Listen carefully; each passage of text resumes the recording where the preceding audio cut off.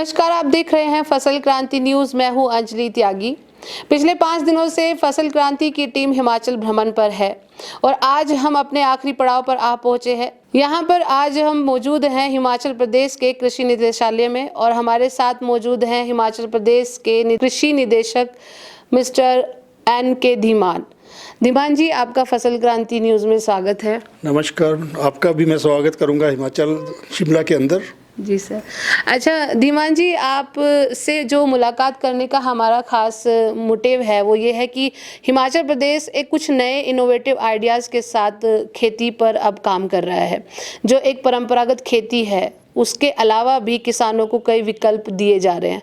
तो ऐसा ही एक हींग की खेती को लेकर कृषि निदेशालय की तरफ से प्रोत्साहित किया जा रहा है किसानों को, तो उसके बारे में बताइए सर, ये क्या प्रोजेक्ट है? मैं आपके चैनल के माध्यम से बताना चाहूँगा कि हिमाचल प्रदेश सरकार द्वारा वर्ष 2020-21 में जो है वो एक कृषि से संपदा योजना, जिसमें हमारी जो हींग और केसर की जो खेती है उसको हिमाचल प्रदेश में बढ़ावा देने के लिए जो थी ये योजना राज्य सरकार द्वारा जो थी वो चलाई गई। क्योंकि हम सब जानते हैं कि ये जो हींग और केसर है, केसर जो है वो फिर हमारे जो है वो भारतवर्ष के जो हमारा जम्मू कश्मीर राज्य है वहाँ पर तो इसकी पैदावार होती रही है। लेकिन हींग, अगर मैं हींग की बात करूँ तो हींग जो है वो हमारा जो अफ़गानिस्तान और ईरान से ही जो है वो मूलतः भारतवर्ष में जो उसका आयात किया जाता है।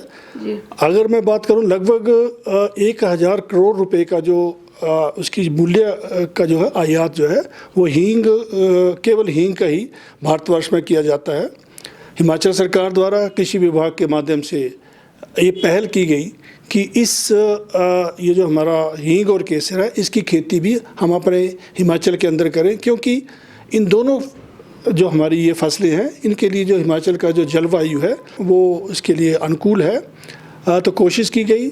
प्रथम वर्ष में हमारा जो IHBT CSIR IHBT पालमपुर एक हमारा इंस्टीट्यूट है उसके साथ हमने MOU किया और पहले वर्ष में ही हमने जो है वो 2.5 हेक्टेयर एरिया में जो है वो केसर और 2 हेक्टेयर एरिया में जो है वो हींग की खेती हमने करनी शुरू कर दी है। इसमें हमारे पास ज़िला चंबा, किन्नौर, कुल्लू, मनाली, ये जो कुछ हमारे एरियाज़ हैं जिसमें बर्फ़ गिरती है और इन दोनों फसलों के लिए उनका जो वहाँ का वायु वहाँ का है वो एक अनुकूल है। तो प्रथम वर्ष में हमें जो केसर की बात करूँ, केसर में हमें अच्छी एक शुरुआती जो हमें रिज़ल्ट मिले हैं उसमें अच्छी फसल उसमें आई है। और हींग, क्योंकि हींग की जो पैदावार है वो लगभग 5 वर्ष के बाद आने शुरू होती है, तो हमने 2 हेक्टेयर एरिया में जो है वो हींग की खेती की है। पौधों की अगर हम बात करें तो अभी तक जो है वो उनकी जो ग्रोथ है वो काफ़ी अच्छी है और हम उम्मीद कर रहे हैं कि आने वाले 5 साल के अंदर हमें जो है एक बहुत बड़ी कामयाबी हींग और केसर की जो उत्पादन में हिमाचल को मिलने जा रही है। सर, जैसा आपने केसर का जिक्र किया, तो केसर की खेती को लेकर सरकार क्या किसानों को कोई अनुदान या कोई सब्सिडी को लेकर भी कदम उठा रही है? आपने केसर की बात की, मैं बताऊंगा हींग और केसर ये, क्योंकि हमने पायलट बेस के ऊपर अभी हिमाचल में ये योजना स्टार्ट की है, तो इसको 100% जो है वो किसानों को जो है वो अनुदान दिया जा रहा है। पौधे से लेकर किसान के खेत तक उसको पहुंचाना है, किसान को उसकी तकनीकी जानकारी देनी है, उनकी उसको ट्रेनिंग देनी है, उसके बाद उसको जो पौधे हैं वो वहाँ तक लेकर के जाने हैं और पौधा रोपण के बाद भी जो उसको कोई बीमारी लगती है उसकी रख रखाव कैसे करनी है, तब तक जब तक हमारी फसल जो है वो नहीं आ जाती है। इस बीच में जितनी भी जो भी इसकी कल्चरल प्रैक्टिसेस हैं उस सभी के ऊपर जो है वो सरकार द्वारा 7% अनुदान दिया जा रहा है। तो सर, अब तक कितने किसानों को इसके तहत जोड़ा गया है और कितने किसान इस पे काम कर रहे हैं? जैसे मैंने बताया, मेरे हिसाब से लगभग इन दोनों फसलों को मिला करके हमारे को 700 और 800 किसान जो हैं वो हमारे साथ जुड़े हैं।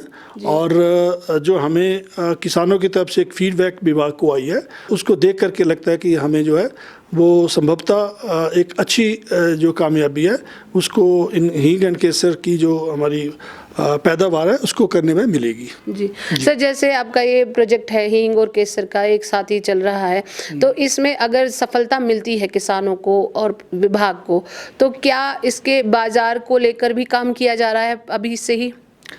जैसा आपने बाजार की बात की, मुझे लगता है बाजार का अभाव नहीं है, क्योंकि मैंने आप शुरू में बताया कि आज हम लोग 500 या 600-700 करोड़ रुपए का जो आयात हींग और केसर का पहले से ही हम अन्य जो हमारे अफगानिस्तान और ईरान से कर रहे हैं, तो मार्केटिंग की कोई भी कमी नहीं है, उत्पादन की जरूर हमारे पास कमी है।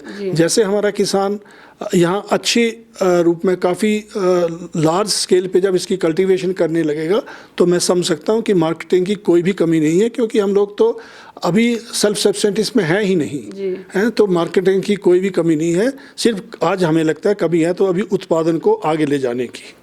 तो सर, आपका एक अनुभव और आपका एक अनुमान जानना चाहेंगे, इस प्रोजेक्ट के बाद कितना केसर और कितना हींग यहाँ पर प्रचुर मात्रा में उगाया जा सकता है? ऐसे आंकड़े दे पाना तो शायद मेरे लिए आज की तिथि में ये संभव नहीं होगा, लेकिन हम कोशिश कर रहे हैं। जी, कोई लक्ष्य बनाया हो? हाँ, नहीं लक्ष्य था, क्योंकि जब हमने प्रोजेक्ट बनाया था तो हम लक्ष्य लेकर तो चले थे। कोशिश तो रहेगी कि हिमाचल का जो हमारा जलवायु है इसके लिए बड़ा फेवरेबल है, तो कोशिश करेंगे कि ज़्यादा तो नहीं, लेकिन हिमाचल प्रदेश जो है वो जो हमारे भारतवर्ष की टोटल खपत है उसका 20% हिस्सा जो है वह हिमाचल जो है वो पूरे भारतवर्ष के लिए जो है वो पूर्ति कर सकेगा। जी सर, जी। तो सर, एक और मेरा सवाल था आपसे कि जो इस प्रोजेक्ट पे जैसे सभी किसान लोग काम कर रहे हैं, तो क्या इस पे जैसे पूरी तरीके से अगर इस पे आ जाएंगे तो क्या फ्यूचर में इसकी फसल बीमा वगैरह का भी इसमें प्रावधान है? हाँ, क्योंकि अभी तक ये फसल हमारे यहाँ एक कमर्शियल कल्टीवेशन नहीं हो रही थी, तो जो हमारा फसल बीमा योजना का जो कार्यक्रम है भारत सरकार का, उसके अंदर ये कवर नहीं थी।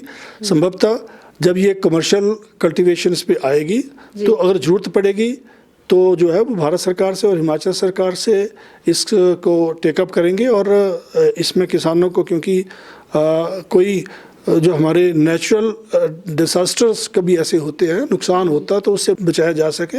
हमारी बहुत सारी अन्य फसलें जो हैं वो हिमाचल में जो कमर्शियल कल्टीवेशन जिसकी हो रही है वो भी इस फसल जो हमारी बीमा योजना है उसके अंदर कवर है। तो हींग और केसर को भी हम लोग लाने का प्रयत्न करेंगे, लेकिन तब जब हम लोग इसको कमर्शियल कल्टीवेशन या उस लार्ज स्केल पर इसकी कल्टीवेशन जो है वो करने शुरू कर देंगे तब। सर, हिमाचल प्रदेश में कुछ ऐसे चिन्हित जगह बनाई गई है इस खेती को लेकर, या कोई भी जिले में कोई भी किसान इसको कर सकता है? नहीं, जैसे मैंने बताया कि हमारे हिमाचल में 12 जिले हैं।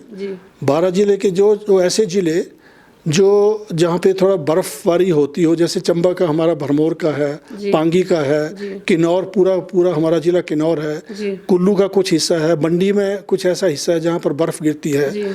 तो ये जो हमारे 4 और 5 जिले हैं, इसमें हमारी कोशिश है कि हम इस जो हींग और केसर की जो खेती को वहाँ बढ़ावा दे पाएँ, क्योंकि वहाँ का जो जलवायु है सिर्फ और सिर्फ इन 5 जिलों का जलवायु जो है वो वहाँ के लिए फेवरेबल है। ये थे हमारे साथ कृषि निदेशालय हिमाचल प्रदेश के डायरेक्टर डॉक्टर NK धीमान, और उन्होंने हमें केसर और हींग की खेती के बारे में गहनता से जानकारी दी है, और शायद आप लोगों को भी इसके बारे में अनुमान लग गया होगा कि अब हिमाचल भी हींग और केसर उगाएगा, और जैसे ही वह अपने पूरे चरम पर आएगा तो हमें भारत को, स्पेशल भारत देश को, बाहरी देशों से हींग खरीदने की ज़रूरत नहीं पड़ेगी।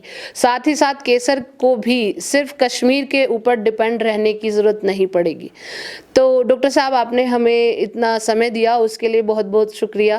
और फसल क्रांति के माध्यम से आप हमारे दर्शकों को कोई संदेश देना चाहते हैं, हमारे किसान भाइयों को, तो ज़रूर। मैं अपने हिमाचल प्रदेश के किसान भाइयों से तो आपके माध्यम से संदेश देना चाहूँगा कि हिमाचल प्रदेश सरकार द्वारा किसानों के हित में बहुत सारी योजनाएं चलाई जा रही हैं, तो किसान जो हैं वो उन योजनाओं का भरपूर फ़ायदा उठाएं।